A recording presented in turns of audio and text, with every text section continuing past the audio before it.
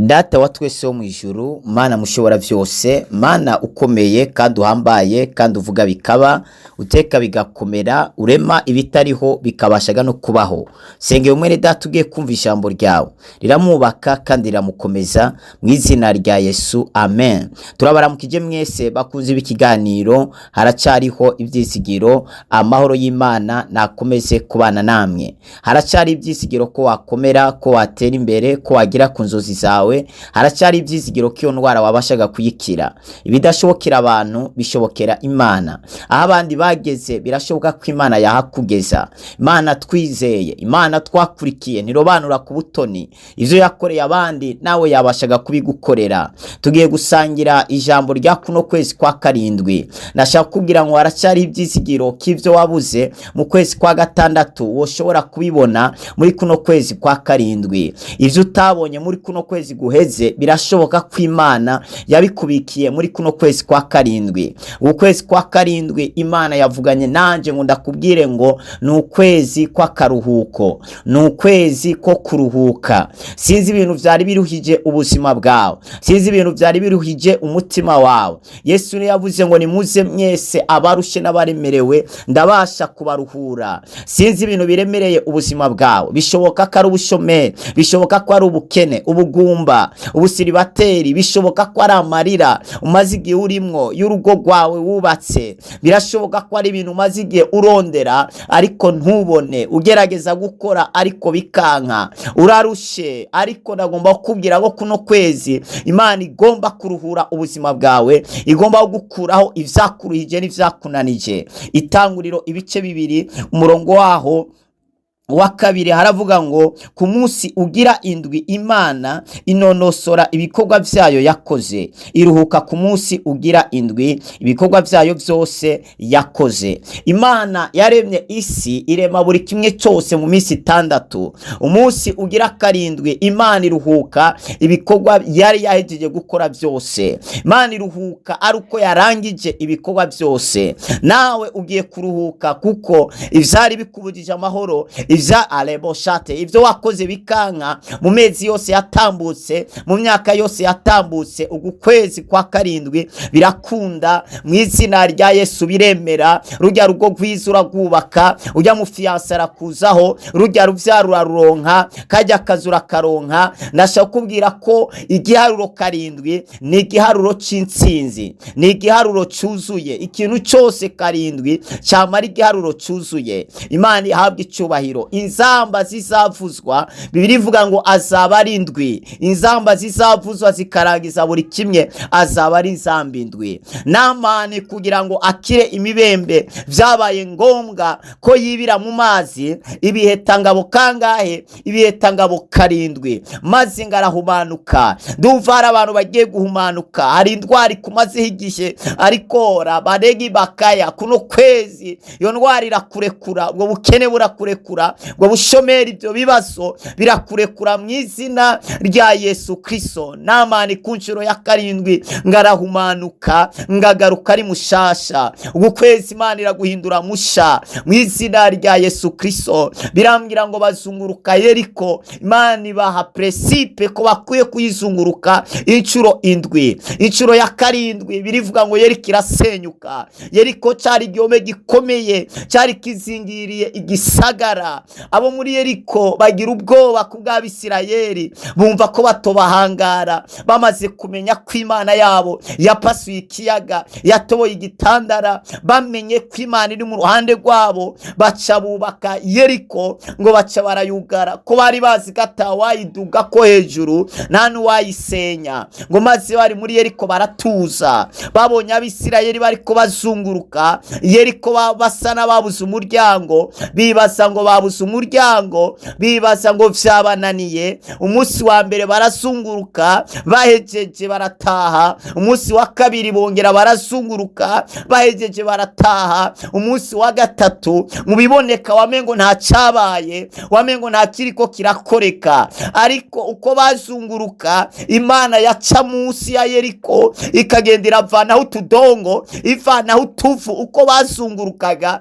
ya basikalamando, Imana Imana yo yari kwirakora bucece muri ako gacerere, muri iryo tuze Imana yari kwirakora. Bo ntabwo bari bemerewe kuvuga, bari bemerewe kuvuga ku nshuro ya kangahe? Ku nshuro ya karindwi. Umaze igihe wumva abandi bashinga intahe, umaze igihe wowe utemererwa kuvuga, nta kintu kizima kiriko kirapasa mu buzima bwawe, nta ntahe, nta mashimwe. Ariko kuno kwezi uri kuranyumva, Imana irakuremera intahe, Imana irakuremera amashimwe, nawe uremererwa kuvuga, kuko hari ibintu Imana igiye gukora mu buzima bwawe bigiye gutuma uvuga, bigiye gutuma uva mu gacerere masutabareya. Hari igihe Imana ikora igitangaza kigendagenda utokwirigura urasemerera ubwira abantu, iyamara kikagaragara. Abo muri Yeriko babonye Abisirayeli bababona nk'abasazi, bamaze igihe bagutuka bakuvuga nabi, bibaza ngo nta Imana iri kiragukorera, bibaza ngo warasaze. Ariko kazima wasariye mu vy'Imana,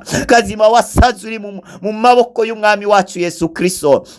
Imana ishimwe. Paulo niwe yavuze ngo tuboneka nk'abakene, yamara dutungishije benshi, tuboneka nk'abana ataco dutunze, ngo yamara dutunze vyose, ngo tuboneka nk'abagira bapfe, ngo yamara turi bazima. Hari uko abantu bakubona, ariko Imana igiye gutuma abantu bahindura uko bakubonaga. Incuro ya karindwi ndayikunda, ni incuro yagiye ikindura ubuzima bw'abantu benshi, ni incuro yagiye ikora ibikorwa bikomeye. Ndabona nawe hari ibikorwa bikomeye bigiye gukoreka mu buzima bwawe. Ndabona ingeso yakuraniye guheba muri kuno kwezi Imana yitembagaje. Balebo shakita makando, incuro ya karindwi, umunsi wa karindwi, ukwezi kwa karindwi. Ndabona hari Yeriko yari imbere yawe, yakubujije gukora mariage, yakubujije karamandegidosketa kirabahaya, yakubujije akazi. Hari Yeriko yakubujije uruvyaro, hari Yeriko yakubujije kugira amahoro mu rugo, hari Yeriko yakubujije gukorera Imana, hari Yeriko yakubujije kuja mu mahanga, hari Yeriko yitambitse imbere y'urugendo rwawe,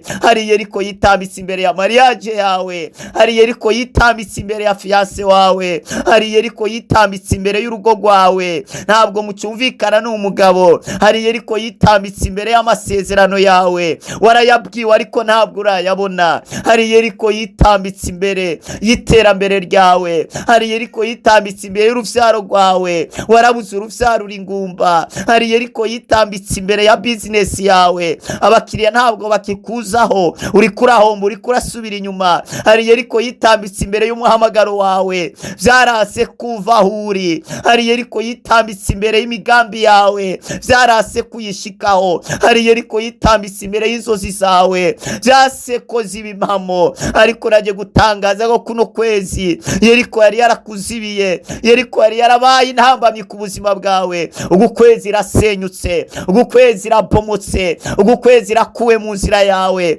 mw'izina rya Yesu. Ugu kwezi kuweho, nikora hagize ivyakubuzaga amahoro, umwami abikuyeho. Kuno kwezi kwa karuhuko, kuno kwezi Imana yakubikiye akaruhuko, hari akaruhuko Imana izanye ku buzima bwawe. We warurushe, ugu kwezi uraruhuka, ugu kwezi kurarangira abantu baruhutse, kwezi kurarangira ivyo wabonaga umenga ntibishoboka, kurarangira bishoboka. Imana iguha umugisha kuno kwezi kwa karuhuko. Ndagomba usenga Imana. Yesu aravuga ngo nimuze mwese abarushe abaremerewe, mwebwe ndabaruhura. Sinzi ivyakuruhije rero, bizane ku mwami. Oya, bizane ku mwami, bibwire Yesu. Arashobora kubigukuraho, arashobora kubikuvanaho. Nimba ari indwara, nimba ari ubukene, ari agasuzuguro, ari agakengegwe, ari ibyaha vyakuruhije, ngwino ku mwami. Ariteguye kuruhura ubuzima bwawe, ariteguye kuruhura umutima wawe. Birivuga ngo nimwana nzabata, ariko mungarukiye nanjye zabagarukira, nimwanyegera nzabiyegereza. Imana ishimwe cyane. Hari ivyo yakoze muri kuno kwezi kwa gatandatu, nawe reka kuyishima. Aya mezi atambutse yapfi, abantu benshi barapfuye, yapfiriyemwe abantu benshi, bakurusha gusenga, bakurusha uburebure bunini, bakurusha byose. Ariko no musi nibakiriho, hari abana ya mezi angahashize bari mu bitaro, ariko Imana yarakurinze. Nukuri Imana nihabwa icyubahiro kuba ukiri muzima ugihumeka. Vuga ati Yesu warakoze, urakoze mwana. Ndumva turasenga Imana. Data w'ubwiza budasanzwe, nyene ingabo nyene icubahiro, waravuze ngo nimuze abarushe abaremerewe mbasha kubaruhura. Era aba turaje imbere yawe turushe. Hari vyaturuhije muri aya mezi yose yashize, hari vyaturuhije mu muryango, mw'ishengero, mu gihugu, muri famiye, mu buzima bwacu bwa buri munsi. Hari vyaturuhije, hari vyo twarondeye biranga ngo tubigeraho. Ndwara zaraturuhije, ibibazo biraturusha. Turaguhamagaye Mwami, ngwino uruhura ubuzima bwacu. Turaje imbere yawe Kristo. Ndazanye uyu mumama, ndazanye uyu mupapa, uyu musore, uyu mwigeme, uyu mwana muto, uyu musaza, ndabazanye imbere yawe kugira ngo uruhura ubuzima bwabo. Mukureho ino ndwara mumazeho igihe, yakira amagara meza. Mukureho buno bukene, ubushomeri, mukureho aya madeni, mukureho ubusiribateri, muvaneho buno bugumba umuruhije, maze uruhura umutima we mw'izina rya Yesu. Bino wambika bagenda gusa, gaburira abashonje.